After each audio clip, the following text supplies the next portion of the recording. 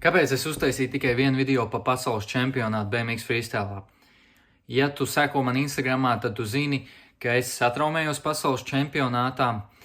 Instagramā es biju sapostojis visu, bet līdz TikTokam tas netika. Tātad tālākais video ir tas, kas notika.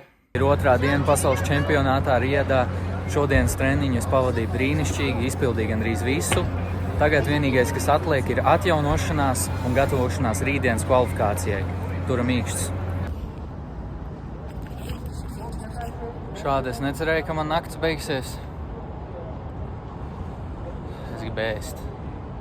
5 stundas nosēdēju slimnīcā. Esmu atbraucis mājās, uztaisīju magnētisko rezonansu. Tur tā bija sarakstīts vesels penters, grāmata par manu celi.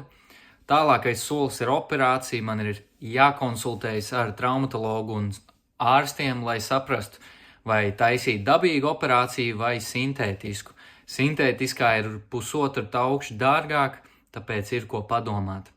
Ja tev interesē mans rehabilitācijas process, ierakst komentārā.